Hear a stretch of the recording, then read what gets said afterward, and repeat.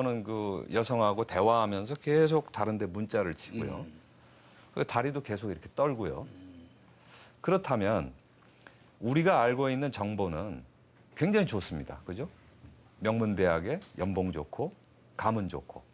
근데 딱 봤을 때 이게 뭔가 디테일이죠. 목걸이, 다리 떠는 거, 문자는 이게 디테일입니다. 이거 사소하다고 그러면 그건 고려하지 않으시겠어요? 세상의 소통에는 두 가지 방법이 있습니다. 하나는 버벌 커뮤니케이션, 말로 주고받는 커뮤니케이션이 있고요. 또 하나는 non-verbal communication, 비언어적 소통. 이 두 가지가 있습니다. 근데 비언어적 소통을 우리가 간과해 버린다면 이 세상에 사귀죄가 없죠. 왜냐하면 우리가 하는 말을 다 믿어야 되니까. 근데 진짜 그 사람의 본심이라든지 인간성이 드러나는 건 어디에서 드러나느냐? non-verbal communication에서 드러납니다. 그 사람의 자세, 작은 사소한 것에서 딱 보면 그것이 느껴지거든요. 그러니까 말로 주고받는 것도 물론 중요하고 공식적인 발표문도 중요하지만 그것보다는 우리가 어떤 디테일로부터 진실에 접근하려고 바라볼 수 있겠느냐. 작은 대롱을 통해서 어떻게 주제로 접근해 갈 수 있느냐. 그래서 디테일은 미국의 이제 이 내러티브 쓰는 그 기자들이 디테일이야말로 내러티브의 가장 핵심이다. 그렇게 말씀하시는 분들도 계십니다. 네. 어찌 보면 진실의 단초 같은 그렇습니다. 거죠. 예. 네. 원래 그 테일이 꼬리 아닙니까? 그렇습니다.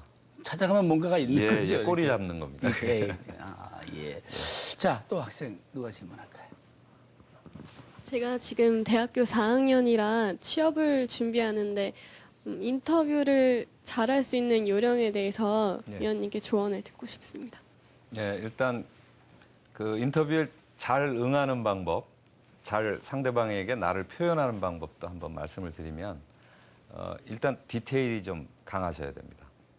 인터뷰를 하는 사람 입장에서도 들어올 때의 자세, 표정은요. 사람이 행복하면 얼굴에 표정이 나타나거든요. 뭔가 우울하거나 패배주의가 있으면 얼굴에 표정이 나타납니다. 그 디테일을 읽으려고 굉장히 상대방이 노력하고 있다는 것을 알고 계셔야 될 것 같아요. 그래서 일단 인터뷰를 할 때도 자신감에 차 있고 행복하고 파저티브하게 긍정적으로 생각하는 그런 모습으로 일단 디테일을 그렇게 가셔야 될 것 같고요. 그다음에 두 번째는 상대방이 물어보는 그 내용이 무엇일까? 그 핵심이 무엇일까? 무엇을 알고 싶을까? 이건 글쓰기하고 똑같습니다. 내가 무엇에 관한 글을 쓸 것인가 하는 것을 고민하는 거하고 똑같겠죠. 그래서 상대방의 보통 질문에 대부분 엉뚱한 대답들이 많습니다. 근데 상대방이 무슨 뜻으로 저런 생각을 할까를 빨리 생각을 잘 하셔가지고 그것을 이제 이야기로 풀어야 되겠죠. 아까처럼 단순히 정보로 제가 그래서 외국어 공부를 위해서 어디 다녔고요. 이런 식의 대답은 이미 자기소개서에 다 있는 내용 아니겠습니까? 그러니까 자기소개서와 별도로 인터뷰를 할 때, 면접을 할 때는 이야기를 통해서 예를 들어서 외국어 공부를 하러 어디 유럽에 갔다. 그 이야기를 제가 이런 식으로 풀어낼 수 있겠죠. 제가 3년 전에 스위스 로잔에 갔을 때 일을 말씀드려도 되겠습니까? 이렇게 시작을 하면 그건 이야기가 되는 거죠. 그죠? 단순히 그냥 뭐 스위스에 가서 프랑스어를 배웠고요. 이렇게 하는 건 정보입니다. 그래서 크게 두 가지, 디테일하고 이야기로 풀어나간다. 그 두 가지를 한번 좀 고민을 해보시면 인터뷰를 할 때 조금 더 차별화되게 나 자신을 표현할 수 있는 그런 방법이 될 것 같습니다. 네, 동아일보 기획위원 최수묵 기자와 함께하고 있습니다. 기자상을 타셨어요. 한국 기자상. 네. 그런데 대학에서는 전자공학을 공부하셨는데 당시에 그 언론사회라는 게 뭐 인문사회계, 뭐 법행정 이런 쪽에서 기자들 많이 맞습니다. 했습니다만 특별한 계기가 있으셨습니까? 동아일보 기자가 되신 것은?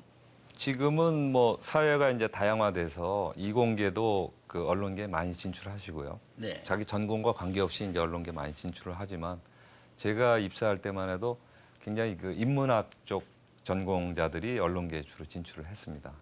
이제 저도 이공계 출신이라서 이제 갔더니 그 면접 시험의 질문이 어떻게 공대 출신이 기자를 지망했느냐 이렇게 물어보시는 거예요. 근데 저는 그때만 해도 이제 사실은 인문학에 대한 관심도 많았고 그 질문의 의도를 제가 알죠. 인문학적 토대가 없는데 어떻게 네가 글 쓰는 기자가 될 수 있겠느냐 그 뜻 아니겠습니까? 그래서 사실은 이제 준비된 그 예상 질문이었습니다. 그게. 적중하셨군요. 그리고 이제 저도 준비를 했고요. 그래서 제가 그때 말씀드렸던 게 이제 그 프랑스의 생리학자인 그 생물학자인 그 자크 모노 이야기를 제가 꺼냈습니다. 혹시 자크 모노라는 분을 아시느냐고. 근데 이분이 역사 철학, 과학 철학자입니다. 그러니까 그냥 인문학적인 철학 못지않게 이분도 과학 분야에서 굉장히 철학이 깊은 분인데 네. 나중에 이제 노벨상도 받으셨죠.